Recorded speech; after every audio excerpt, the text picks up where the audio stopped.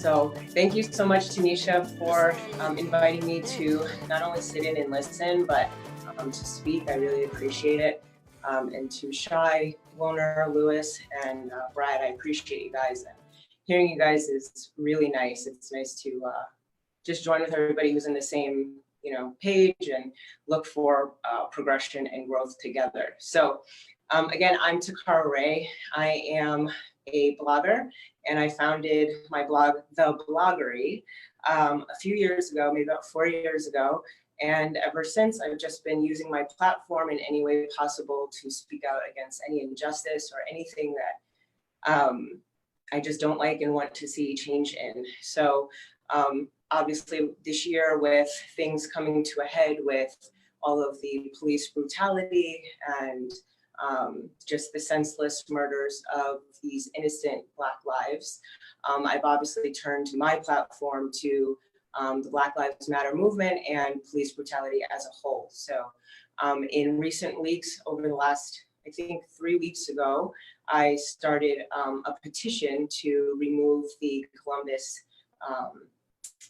Christopher Columbus statue in Columbus Park, which is in Stamford, Connecticut. So I was just talking with one of my friends, and I was like, they have one in Norwalk already and a few other towns and states. I don't know why Stamford doesn't have one. So I just went on and created it. I've been circulating it.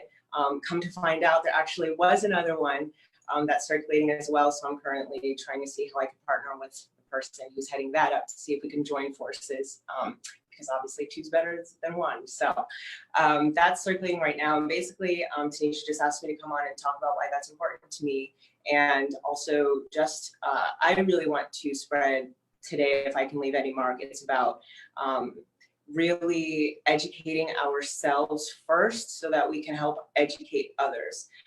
Because since launching my petition to change the name and to remove the statue, I've had a ton of people reach out to me that I don't know, that I do know, in opposition of it. And it's funny because on its face, you would think it would be so incredibly obvious why you would want a statue of somebody who, stole, raped, committed genocide and murder, and sold people, which was slave trade, and had people in their possession, which is slavery.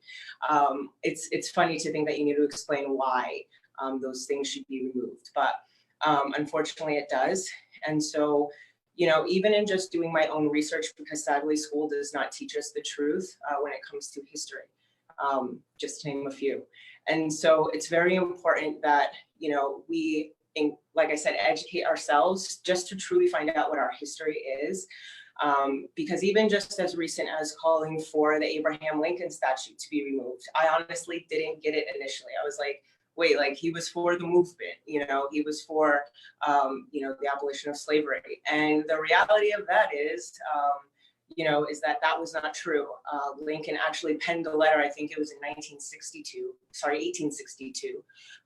to save the Union. And that was all he cared about. He just wanted to save the Union. And if, as a result of that, the slaves were freed, then so be it. But he also mentioned that if they're not freed as a repercussion of saving the Union, then he didn't care either. So, simple things like that, it really is just about research, heading to your nearest library, getting on Google, finding literary sources that are credible, and just educating yourself, because, we need these statues removed. It's not about erasing history. Norwalk finally took that statue down. I took a picture of it and I posted it last week, and it's a beautiful sight. So much prettier now that the trash has been removed. And, I am just so excited to see that it's happening. And the reality of it is that you're not going to forget history. You're not going to forget who Christopher Columbus is now that his statue is no longer there. We still remember what he did.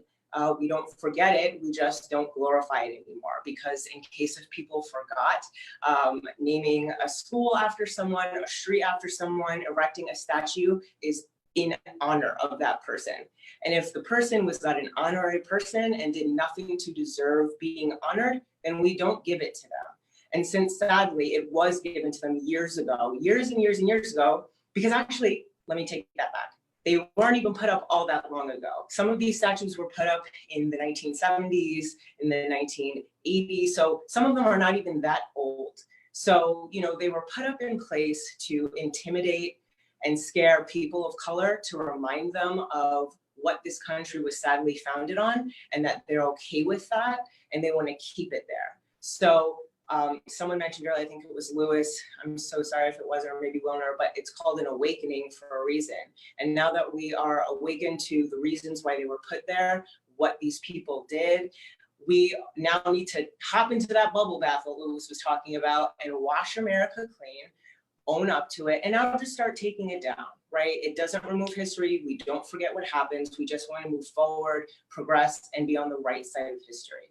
So again, if I can really hit home with anybody today, it would just be to seriously educate yourselves, get a little notepad, a journal, go in your notes if you're more digital, and every time you hear something, every time you learn something, just drop it in there so you can remember.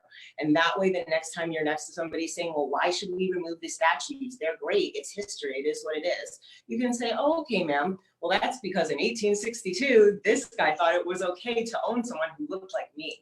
And then see what happens.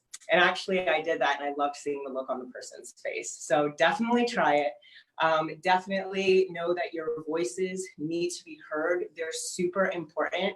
And what we're doing is working. These protests, these marches, these digital Zooms, these petitions, they are the reason why these statues are coming down, why these streets are being renamed, why these officers are being fired, why these officers are being sentenced to prison time. This will all come to a head, and it's now. And this is our time to take the torch and run with it, because it is so working. And so I thank you guys in this, on this Zoom, on this panel, who have been doing the steps needed for, you know, us to progress as one, because we're in this together and we need all of each other, each and every one of us to make it work. So, you know, I would ask you guys definitely to follow me, and not just for the follows or the likes. I don't care about that. I just want you guys to be informed. I'm posting upcoming protests, upcoming marches, petitions to sign. As soon as it gets funneled down to me, I funnel it down to you guys. So if you want to, you know, be a part of different things, ways to donate, ways to help, there's so many different ways to be a part of this. It's not always just taking part in a rally or a march. So follow me on Instagram, which is The Bloggery, BLOGERY, no space, The Bloggery, and I'll put it down as well. And definitely follow me, stay informed, guys, and don't give up. I know it's so tiring and draining. It is for me, but seeing the progress is what keeps me going. So I would just encourage you guys to keep going. Thank you so much. And I hope that everybody has an amazing rest of your day today. Thank you. Me gonna leave black man alone. Leave black man alone. Me gonna leave black man alone. Leave black man alone. Me gonna leave black man alone. Leave black man alone. Black man no fi talk in peace. Black man no fi walk in peace. Black man no fi jog in peace. Black man no fi breathe in peace. Black man no fi shine in peace. Black man no fi shit in peace. Black man no